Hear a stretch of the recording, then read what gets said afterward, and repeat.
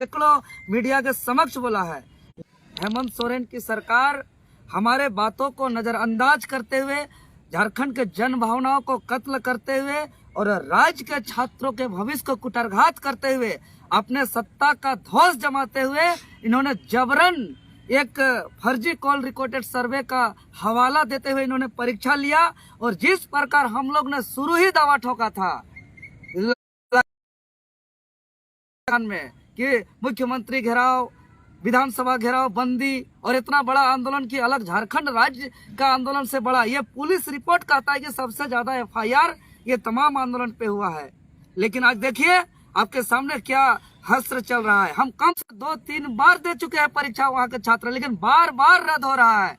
और इन लोगों ने 27 जुलाई को कार्मिक विभाग को आवेदन दिया था कि शुद्ध रूप से TCS आयोन डिजिटल सेंटर परीक्षा केंद्र पर ही परीक्षा का आयोजन किया गया था। पूर्व में किया भी गया था, लेकिन इस बार डमी सेंटरों पर, नॉन आयोन डिजिटल सेंटर पर परीक्षा लिया गया। और जो विगत 28 तारीख को जो लिया गया था, जिसका 6 अक्टूबर को वो परीक्षा बिना ठोस कारण बताए रद्द कर दिया गया। अब बताइए, क्या छात्र को ठोस जानकारी लेने का भी अधिकार नहीं है? उसके बाद अगर हम बात करें अभी नगर पालिका परीक्षा का, तो यहाँ चाहे जमशेदपुर की बात करें, रांची की बात करें, जमशेदपुर की बात करें, इसमें तो हद पार हो गया है। महोदय, क्लासरूम से आने से पहले सवाल का जो लिफाफा था वो पहले ही खुल चुका था, ये छात्र गवाह है।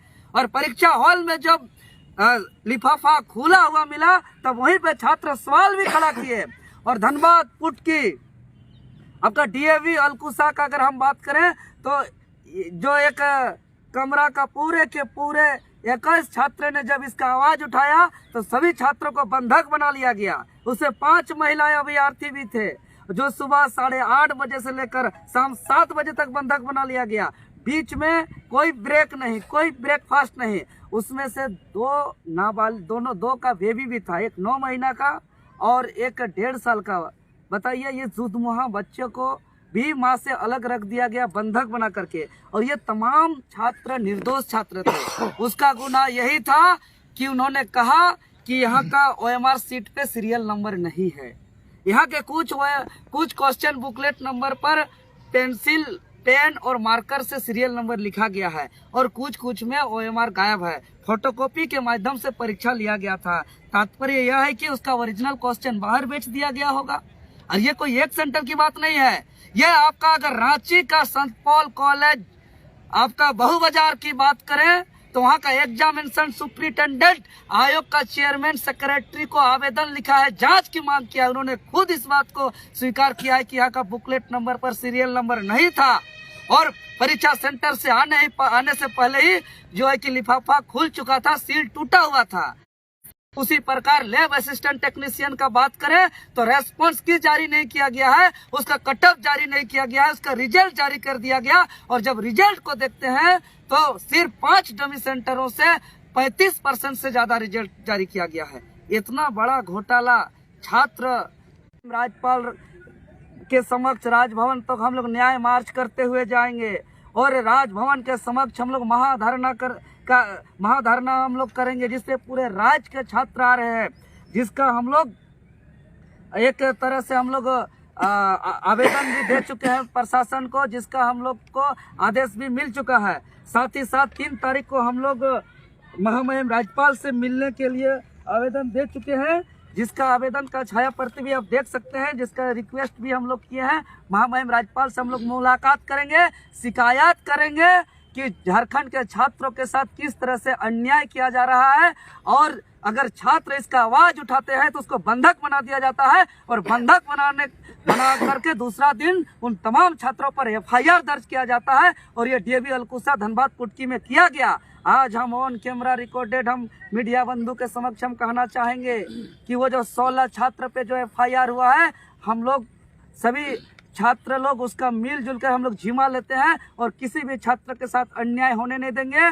और हम लोग महामहिम से मांग करेंगे कि चाहे जूनियर इंजीनियर, कन्या अभियंता परीक्षा में गड़बड़ी का मामला हो या लैब असिस्टेंट टेक्नीशियन में गड़बड़ी का मामला हो या तो आपका नगर पालिका परीक्षा में गड़बड़ी का मामला हो, इसका स्वतंत्र एजेंसी सीबीआई के टीम से इसका जांच किया जाए। और इसको मांग को लेकर के हम लोग आगामी 3 नवंबर को जो हम लोग आंदोलन का ऐलान किए हैं, इसमें पूरे झारखंड प्रदेश के 5 प्रमंडल के 24 जिले के छात्र बस से, ट्रेन से या अपने अपने व्यवस्था से आ रहे हैं। और हम छात्र से कहना भी चाहेंगे कि वर्तमान समय में जो यहाँ की सरकार और यहाँ के आयोग जो रवैया दिखा रही है और जो छात्र परीक्षा लिख रहे हैं, उन्होंने स्पष्ट रूप से कहा है कि भैया हम खेती बाड़ी करेंगे लेकिन झारखंड का परीक्षा नहीं देंगे। परीक्षा देने का मतलब पॉकेट में 15-20 लाख होना चाहिए। अगर 15-20 लाख नहीं है तो परीक्षा दे करके कोई फायदा नहीं है। सोचिए, झारखंड का जेपीएससी और जेएसएससी उनका इमेज इस तरीके से बन गया है। और झारखंड नवनिर्माण का जो लड़ाई चल रहा है, उस नवनिर्माण का लड़ाई में जेएसएससी कार्यालय को साफ करना एक प्रमुख है। जेपीएससी का भ्रष्टाचार कर कचरा को साफ करना एक प्रमुख कार्य है, जिसको हम लोग करेंगे। और 3 तारीख को हम लोग का कार्यक्रम ऐतिहासिक होने वाला है। और मैं आपके चैनल के माध्यम से मानवाधिकार को भी हम निवेदन करेंगे, स्वतः संज्ञान लेकर के उस 16 अभ्यर्थी जिन पर एफआईआर दर्ज हुआ है उस पर न्याय करें। और जो दोषी अधिकारी है, जो यहाँ बार बार सेटिंग गेटिंग किया जा रहा है, उस पर जो है कि निष्पक्ष जांच करते हुए कानूनन कार्रवाई किया जाए। और हम दावे के साथ कह सकते हैं, जिस दिन जांच किया जाएगा सीबीआई से, उस दिन क्वेश्चन लीक हर एक परीक्षा का हुआ है।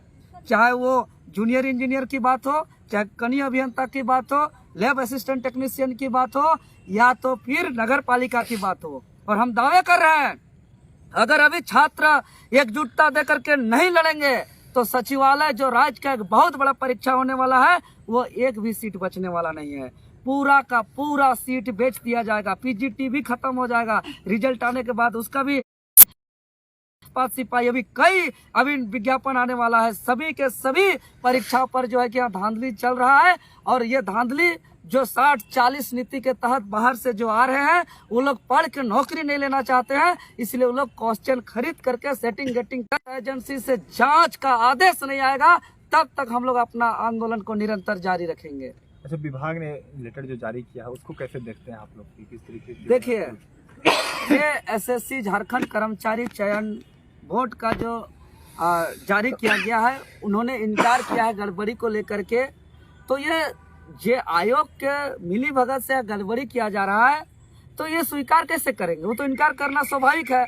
और फिर भी जांच का वो निर्देश दिया है, तो जांच कौन करेगा? जांच एक स्वतंत्र इकाई जब तक नहीं करेगा तब तक होने वाला नहीं है।